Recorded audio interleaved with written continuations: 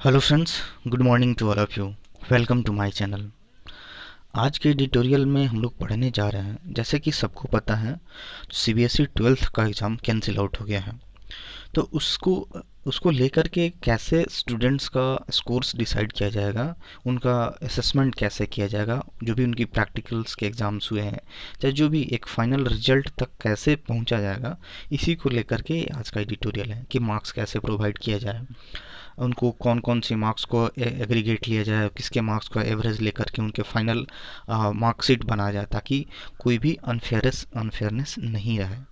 तो टाइटल दिया गया है फेयर असेसमेंट, यानी जो भी असेसमेंट होना चाहिए, जो भी एक मूल्यांकन होना चाहिए। असेसमेंट मतलब मूल्यांकन, मार्क्स का मूल्यांकन, स्टूडेंट्स के परफॉर्मेंस का मूल्यांकन, वो क्या होना चाहिए? एक तरह से फेयर होना चाहिए, उचित होना चाहिए। The unprecedented class 12th evaluation system must be an open book to inspire confidence। कह रहा है कि ये जो अनप्रेसिडेंटेड मतलब क्या होता है? अभूतपूर्व। ऐसा तो कभी हुआ नहीं है कि 12th का एग्जाम कैंसिल हो गया हो, तो इसलिए यहाँ पे क्या लिखा है? अनप्रेसिडेंटेड, जो ऐसा नहीं हुआ है कभी, अभूतपूर्व। तो ये जो क्लास 12 का जो इवेल्युएशन सिस्टम है, इवेल्युएशन कैसे मतलब कैसे उसका आकलन करना है, मार्क्स कैसे देना है, must be an open book. ये क्या होना चाहिए? एक ओपन बुक होना चाहिए। डेट मीन्स बिल्कुल ट्रांसपेरेंट होना चाहिए, उसमें कोई गड़बड़ी नहीं होना चाहिए, एकदम बिल्कुल पारदर्शिता से भरा होना चाहिए, जिसकी वजह से क्या हो सके? टू इंस्पायर कॉन्फिडेंस, जिसके वजह से जो भी बच्चों में उसको कॉन्फिडेंस है, चाहे लोगों में, पेरेंट्स में जो भी कॉन्फिडेंस है, वो क्या हो सके? ज़्यादा बूस्टअप हो सके, उससे ज़्यादा लोग इंस्पायर हो सके इस मार्किंग सिस्टम से, इस एवेल्युएशन सिस्टम से जो सीबीएसई अपनाने जा रही है। अब प्लीज़ मेरे चैनल को सब्सक्राइब कीजिए। आगे मूव करते हैं। कह रहा है कि with its marks tabulations framework for class 12 students encompassing 3 assessments year starting with class 10th, the Central Board of Secondary Education has ended prolonged anxiety among lakhs of students। कह रहा है कि with it's mark tabulation framework, ये जो marks decide किया जाएगा, marks का जो टेबुलेशन किया जाएगा, एक उसका क्या बोल सकते हैं, उसका एक डेटा लिया जाएगा फॉर क्लास 12 स्टूडेंट्स के बच्चों के लिए। इनकम्पास कहने का मतलब दायरे में लाना, उसके उसके अंदर में आना। तो ये जो मार्क्स डिसाइड किया जाएगा, इसमें क्या क्या चीज़ें शामिल होगी? 3 साल का असेसमेंट। 3 साल का असेसमेंट कहने का मतलब क्या? जो कि क्लास 10th का शामिल किया जाएगा, स्टार्टिंग विथ क्लास 10th, यानी जो 3 असेसमेंट यहाँ पे किया जाएगा, ठीक है ना। इसमें शुरुआत किससे किया जाएगा? स्टार्टिंग विथ मतलब किससे शुरुआत होगा? क्लास 10th से होगा। फिर अभी हम लोग पढ़ेंगे क्लास 11th का होगा, क्लास 12 का होगा। ये तीनों ईयर के असेसमेंट को मिला करके फाइनल असेसमेंट दिया जाएगा। तो यही बोला है कि जो मार्क्स का टेबुलेशंस का फ्रेमवर्क होगा, उसमें इनकम्पास कौन करेगा, मतलब कौन कौन चीज़ें आएंगी। स्टार्ट करेंगे किससे? क्लास 10th के मार्क्स से, फिर 11th के, फिर 12th के। तो ये जो सीबीएसई ने क्या ended prolonged anxiety among lakhs of student, CBSE ने क्या कर दिया है? जो बहुत लंबे समय से जो एक एंजाइटी चल रहा था, एक तरह से तनाव चल रहा था, उसको क्या कर दिया है? ख़त्म कर दिया है। एमंग मतलब के बीच में, लैक्स ऑफ स्टूडेंट लाखों स्टूडेंट्स के लिए। तो ये मार्किंग का जो सिस्टम है, इसको क्लियर करते हुए सीबीएसई ने जो बहुत लंबे समय से जो बच्चों में एक तनाव चल रहा था, एक चिंता का भाव था, उसको क्या कर दिया? ख़त्म कर दिया है। और ये डिसाइड कर दिया है कि कैसे फाइनल असेसमेंट तक पहुंचेंगे। ये बताया गया कि उसमें 3 असेसमेंट ईयर शामिल होगा। शुरुआत किससे करेंगे? क्लास 10 से, 11th और 12th के। The council for the Indian school certification examination CISCE होता है, has also developed a similar system. ये भी एक तरह से जो एक सर्टिफिकेशन एग्जामिनेशन है, वो उसने भी क्या किया है? CBSE के जैसा ही एक पैटर्न को फॉलो किया है। Student evaluation after a chaotic pandemic year remains a challenge in all the countries। कह रहा है कि स्टूडेंट का जो इवोल्यूशन हो रहा है, ठीक है, एवोल्यूशन किया जाएगा after a chaotic pandemic year. chaotic मतलब क्या? डिस्टर्ब, उथल पुथल जिसको बोलते हैं। पैंडेमिक ईयर, जो भी जो वैश्विक महामारी के दौर में, जो 2020 का जो टाइम था, ठीक है ना, तो उसमें जो भी एक पैंडेमिक के चलते बहुत बड़ा डिस्टर्बेंस आया, उथल पुथल आया, तो उसके क्या होगा? उसके बाद ये जो असेसमेंट किया जा रहा है, ये क्या हुआ? सब कंट्री के लिए एक चैलेंज के तौर पे बना हुआ है। रिमेन्स मतलब बरकरार है, और चैलेंज एक चुनौती के तौर पे इन ऑल कंट्रीज, सभी देशों के लिए। ये जो पैंडेमिक के बाद ये जो स्टूडेंट्स का जो इवैल्यूएशन किया जा रहा है हर एक कंट्रीज़ के लिए क्या एक बहुत ही चुनौती बना हुआ है। And many have opted for a hybrid system, और इसमें बहुत सारी ऐसी कंट्रीज हैं जिसने कौन सी सिस्टम को चुना है। ऑप्ट करना का मतलब क्या, चुनना। एक हाइब्रिड सिस्टम को चुना। हाइब्रिड कहने का मतलब क्या होता है, जो मिश्रित हो, मिक्स हो। मतलब जैसे 10th का मार्क्स ले लिए, 11th में का मार्क्स ले, 12th का मार्क्स ले लिए। 12th में बहुत सारे एग्जाम होते हैं हम लोगों के, क्या जैसे वीकली एग्जाम हो रहा है, मंथली एग्जाम हो रहा है, हाफ ईयरली एग्जाम हो रहा है, और भी जो भी इंटरनल एग्जाम्स होते हैं उसको सारे परफॉर्मेंस का एग्रीगेट ले लेना। तो ये सब लोग क्या अपना रहे हैं, ज़्यादा से ज़्यादा कंट्री क्या अपना रहा है, क्या चुन रहा है, हाइब्रिड सिस्टम को of school level internal assessment combined with any examination date में हैव बीन हेल्ड। तो यही मिश्रित तरीका अपनाया जा रहा है, हाइब्रिड तरीका अपनाया जा रहा है। जो भी स्कूल लेवल पे जो इंटरनल एग्जाम्स हुए हैं, एक्सटर्नल असेसमेंट हुए हैं, और उसके साथ साथ जो भी एग्जामिनेशन हुए हैं इस दरमियान, तो जो भी हुआ है तो इसको क्या किया जाएगा, साथ में लेकर के पूरी तरह से एक फाइनल असेसमेंट तक पहुंचा जाएगा। आगे मूव करते हैं।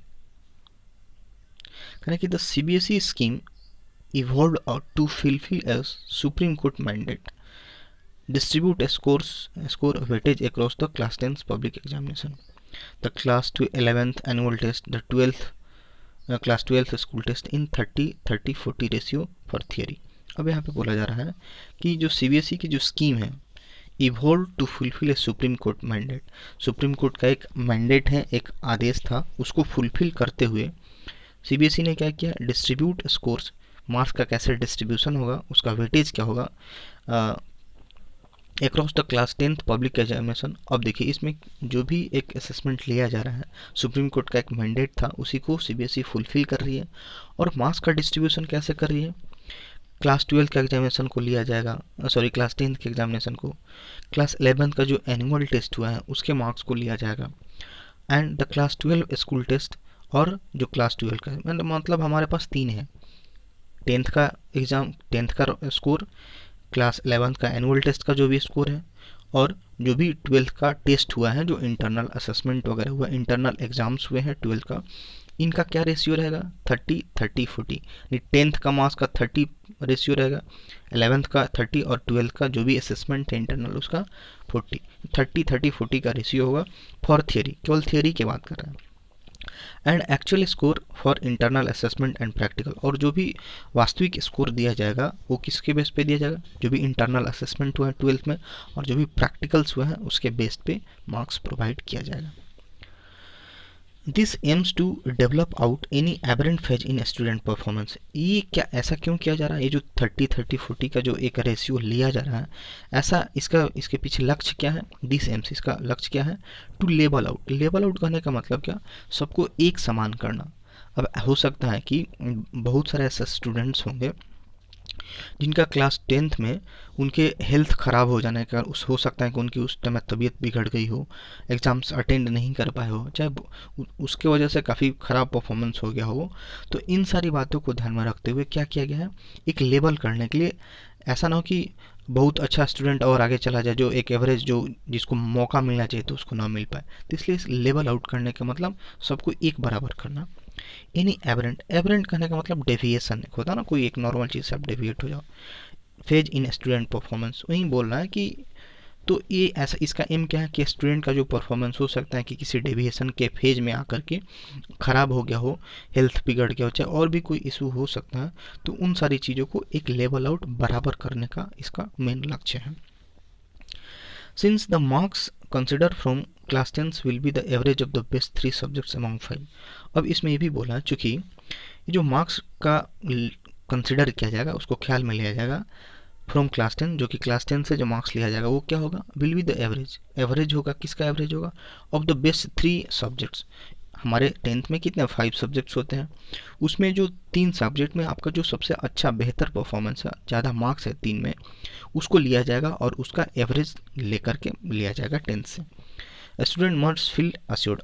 अब ऐसा किया जा रहा है कि भाई आपको 10th में आपका जो भी 5 सब्जेक्ट हैं उसमें से 3 जो आपका सबसे अच्छा मार्क्स है उसका एवरेज को लिया जाएगा। तो इसलिए स्टूडेंट्स को क्या रहना चाहिए, आश्वस्त फील करना चाहिए।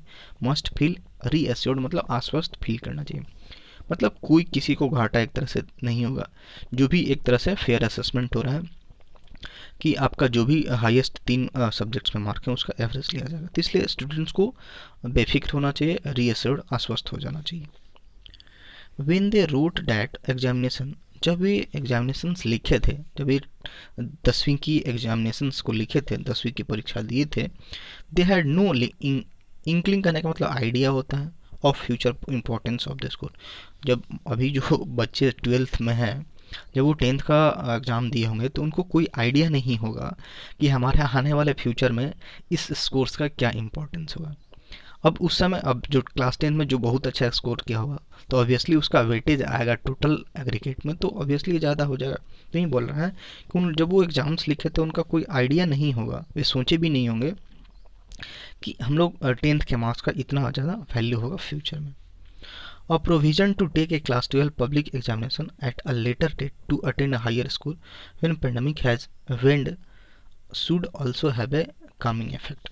कह रहा है यहाँ पे कि अब प्रोविजन, एक ऐसा प्रोविजन भी लाया गया है, ठीक है, एक ऐसा प्रावधान भी लाया गया to take a class 12 public examination, जो क्लास 12 का जो एग्ज़ाम होगा एट ए लेटर डेट, बाद में, मतलब हो सकता है कि बाद वाले डेट में हो जाए, to attain a higher school. अगर किसी बच्चा को लगता है कि नहीं हम 12th में और बेटर कर सकते थे अगर रियल एग्ज़ाम होता, तो उसके लिए भी क्या एक प्रोविज़न बनाया गया है, एक प्रावधान बनाया गया है कि जब ये पेंडेमिक अब तो क्या कम हो गया है, वैन मतलब क्या कमी आना कम हो गया है, तो जब ये पेंडेमिक कम हो जाता है तो आगे आने वाली टाइम में लेटर डेट में एग्ज़ाम का प्रावधान भी किया गया है, जिसकी वजह से क्या हो सके, स्कोर अच्छा आ सके। टू अटेंड मतलब प्राप्त करना, और हायर स्कोर मतलब एक अच्छा खासा स्कोर। वैसे स्टूडेंट जिनको लगता है कि नहीं 10th, बहुत सारे स्टूडेंट होता है 10th खराब चला जाता है, बस 12th में बहुत अच्छा मार्क्स ला देते हैं, चाहे 12th खराब होता है 10th में अच्छा मार्क्स आते हैं, तो इस तरह का कोई कसर ना रहे, सीबीएसई ने बड़ा अच्छा डिसीजन लिया है कि आगे आने वाले टाइम में जब पेंडेमिक थोड़ा डाउन हो गया है, हो सकता है कि आगे आने वाले डेट में एग्ज़ाम्स ले और बच्चे क्या कर सके, अच्छा स्कोर्स गेन कर सके। Should also have a Kameng effect. अब इस तरह का जब डिसीजंस लिया गया है तो इसका प्रभाव भी क्या होना चाहिए, कामिंग मतलब क्या, एक बहुत ही सुकून देने वाला होना चाहिए, इसमें कोई टेंशन की बात स्टूडेंट्स के लिए नहीं होनी चाहिए। आगे मूव करते हैं। करें कि एविडेंटली मतलब प्रमाणिक तौर पे there are some challenges to uniformly implementing the CBSE plan. अब ये सारी बातें हो रही हैं कि 10th का जो 10th में जो आपके 5 सब्जेक्ट हैं उसमें जो 3 बेस्ट स्कोरिंग सब्जेक्ट हैं उसका एवरेज लिया जाएगा, और बाद में एग्ज़ाम्स भी लिया जाएगा पेंडेमिक अगर शांत होता है तो, और उसमें क्या हो सके बच्चा और बेहतर स्कोर कर सके। तो इन सारी ये जो बातें चल रही हैं, जो एक सिस्टम्स बनाया जा रहा है सीबीएसई के द्वारा, इसमें क्या हो रहा है, हो सकता है कि कुछ चैलेंजेज आए टू यूनिफॉर्मली इम्प्लीमेंटिंग, इसको इम्प्लीमेंट करने के जो एक आइडिया सीबीएसई अपना रही है उसको इम्प्लीमेंट करने में अच्छे तरीके से हो सकते हैं क्या, बहुत सारी चैलेंजेज आए। एंड इट्स सक्सेस हिंज, और इसकी जो सफलता है, ये जो प्लान बनाया जा रहा है सीबीएसई के द्वारा, इसकी जो सफलता है, हिंज ऑन मतलब क्या होता है, डिपेंड होना, किसी पर टिके होना, hinge on the approach of school results committee responsible for inclusion of class 12। अब ये जो सीबीएसई के जो प्लान है उसकी जो सफलता किस बात पर निर्भर करती है, the approach of school result committee, जो स्कूल के रिजल्ट की कमेटी है उसका क्या अप्रोच रहता है, ठीक है, जो क्लास 12 के मार्क्स को देने में उसकी क्या जिम्मेदारी रहती है, वो किस तरह से बच्चों के मार्क्स को डिसाइड करके अपना कैसा अप्रोच अपनाती है, उसी बात पर निर्भर रहेगा। Uneven access to devices and online connectivity in the final school year. करें कि अनइवन मतलब असमान तौर से, असमान तौर से एक्सेस मतलब क्या, पहुंच, डिवाइसेज मतलब वही मोबाइल्स फ़ोन हो गए हैं, ठीक है, टैबलेट हो गया, लैपटॉप हो गया, एंड ऑनलाइन कनेक्टिविटी। और फाइनल जब पैंडेमिक का दौर चल रहा था तो उसमें क्या हो गया, बहुत सारे ऐसे मतलब एग्ज़ाम्स जो कि ऑनलाइन प्रोवाइड किए गए, क्लासेज ऑनलाइन होती थी, तो बहुत सारे ऐसे स्टूडेंट हैं जिनके पास ना तो फ़ोन है, ना टैबलेट्स है, ना लैपटॉप है, तो ये जो असमान पहुंच था फाइनल स्कूल ईयर में, ये क्या कर सकता है, with an impact on score and even resulting in non appearance must be resolve by the result committee. अब ये जो रिजल्ट कमेटी है जो रिजल्ट देती है, रिजल्ट बनाएगी, ठीक है ना, तो उस कमेटी को ये बात भी ध्यान में रखना चाहिए कि जब पेंडेमिक के टाइम चल रहा था तो बहुत सारे स्टूडेंट थे जो फाइनल स्कूल ईयर में उनके पास डिवाइस अवेलेबल नहीं था, ऑनलाइन की फैसिलिटी अवेलेबल नहीं थी, जिसकी वजह से क्या हो सकता है, उनका स्कोर पे इम्पैक्ट पड़ सकता है। और जो भी रिजल्ट है उसमें क्या नॉन अपीयरेंस वो शामिल नहीं हो पाए थे। तो इन सारी बातों को क्या होना चाहिए, जो रिजल्ट कमेटी है उसके द्वारा सॉल्व किया जाना चाहिए। मस्ट बी रिजॉल्व मतलब सॉल्व किया जाना चाहिए। ये जो समस्या है बच्चों बच्चों इस पैंडेमिक से गुजर रहे हैं, इनमें बहुत सारी कमी रही है, तो उनको ध्यान में रखते हुए रिजल्ट कमेटी को इस पर देखना चाहिए, इसको रिजॉल्व करना चाहिए। Successful conclusion of class 12th assessment which lacks the standardisations available in a public examination. कह रहा है कि जो सक्सेसफुल कंक्लूजन क्लास 12 असेसमेंट का हो रहा है उसमें कमी क्या दिखती है, which lacks the standardisation available in public examination. जो भी एक सही तरीका से एक एग्जामिनेशन कंडक्ट कराया जा सकता था उसमें क्या कमी देखने को मिल रही है।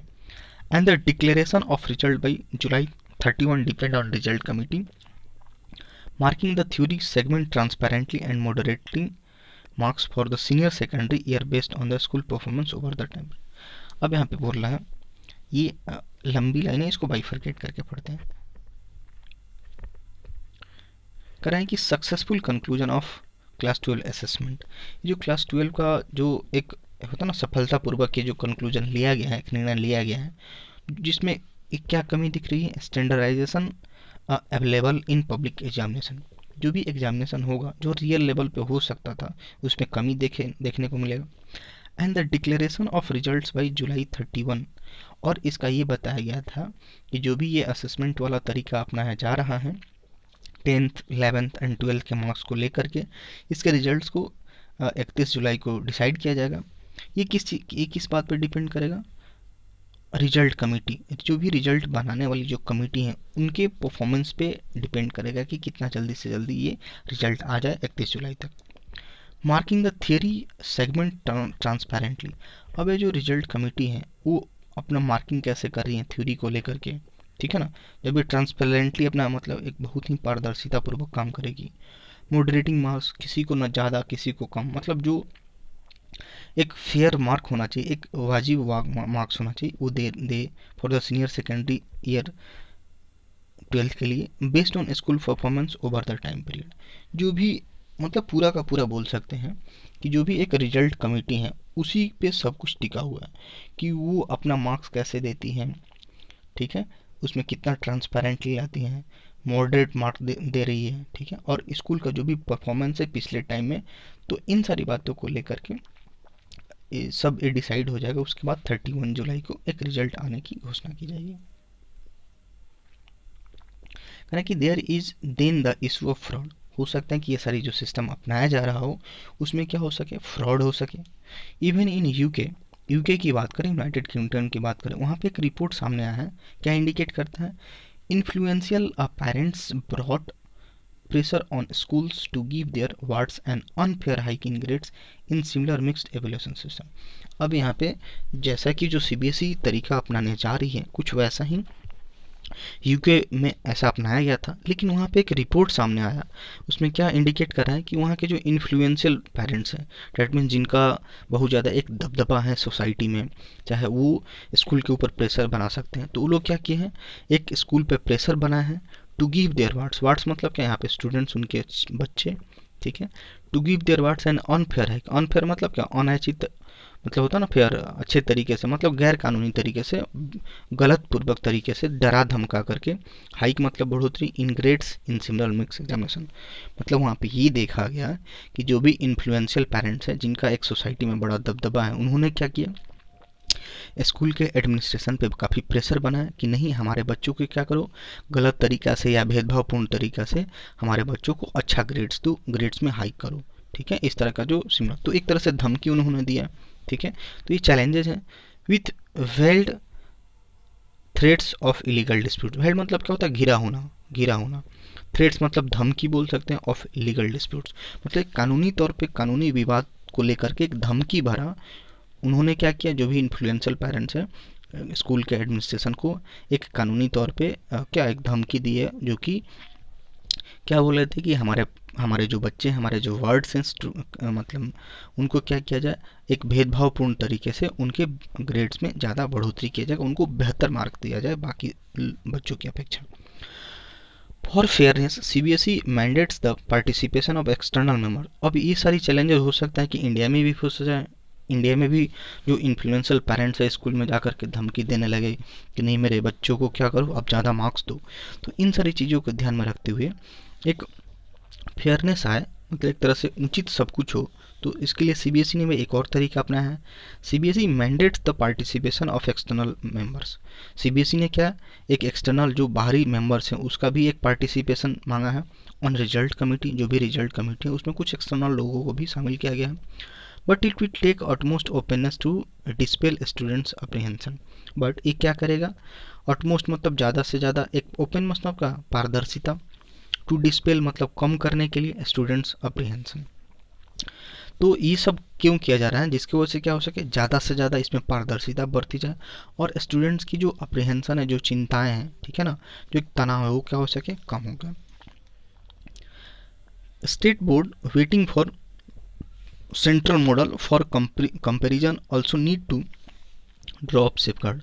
जो भी बहुत सारे जो स्टेट बोर्ड्स हैं वो किसका वेट कर रहे हैं, सेंट्रल मॉडल का। जो सीबीएसई जो तरीका अपनाएगी उसी को स्टेट बोर्ड भी अपनाएंगे। फॉर कंपैरिजन के लिए also need to draw up safeguard.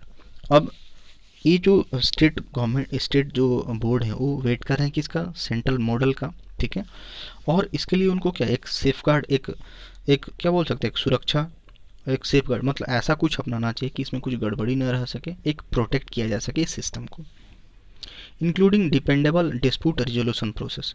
इसमें क्या क्या शामिल है, जो भी डिस्प्यूट, जो विवाद है उसको लेकर के उसका समाधान कैसे किया जाए, उसका प्रोसेस कैसे किया जाए, ये भी इन सारी बातों में शामिल है। कह रहा है कि education boards were caught unawares. Caught unaware कहने का मतलब होता है जैसे आप कोई चीज़ के लिए आप अलर्ट नहीं हो, लेकिन वो क्या हो जाता है अचानक से आ जाता है और आप उसमें पकड़े जाते हो। तो education boards were caught unaware last year by pandemic. अब तो पैंडमिक पहली बार हम लोग देख रहे थे, वहीं यहाँ पे लिखा हुआ है कि लास्ट ईयर क्या हुआ, एजुकेशन बोर्ड इस पैंडमिक के चलते क्या हुआ, एक पकड़ा गया, उसकी चपेट में आ गया। Could not evolve suitable evolution tool. और इसके वजह से क्या हुआ, एक सूटेबल एवोल्यूशन होना, जो सही तरीका होना चाहिए मार्क्स डिसाइड करने का, बच्चों के परफॉर्मेंस डिसाइड करने का, वो नहीं हो सका पैंडेमिक के चलते। अनफॉर्चुनेटली, दुर्भाग्यवश, the course of pandemic remains uncertain. दुर्भाग्यवश हम ये बोल सकते हैं कि जो पैंडेमिक का जो दौर है, कोर्स है, जो टाइम है, इसका क्या है बहुत ही अनिश्चित लगता है। And developing a continuous assessment system for 2021-22 करना कि, और इस तरह का जो असेसमेंट अभी हम लोग अपना रहे हैं, यही असेसमेंट कंटिन्यू होना चाहिए किसके लिए, 21-22 के लिए भी। And beyond has become a necessity. और 22-23 आगे आने वाले सालों के लिए भी जो तरीका अपनाया जा रहा है अभी, उसको कंटिन्यू किया जाना चाहिए। इसकी क्या दिख रहा है, इसकी नेसेसिटी दिख रही है, इसकी ज़रूरत दिख रही है। The CBSE has taken the lead on this. CBSE इसका क्या किया है, एक नेतृत्व किया है, मतलब इस तरह का डिसीजन सीबीएसई लेने वाला पहला बन गया है। And state board must not lose time in forming their on. और स्टेट बोर्ड को भी क्या अपना टाइम नहीं गंवाना चाहिए, टाइम नहीं बेकार करना चाहिए इन फॉर्मिंग देयर ऑन, यानी अपना कुछ तरीका, जैसे सीबीएसई अपना रही है, अपना तरीका अपना रही है, तो स्टेट बोर्ड को भी अपना तरीका अपनाना चाहिए और उसमें टाइम वेस्ट नहीं करना चाहिए। Alright, thanks for watching this video.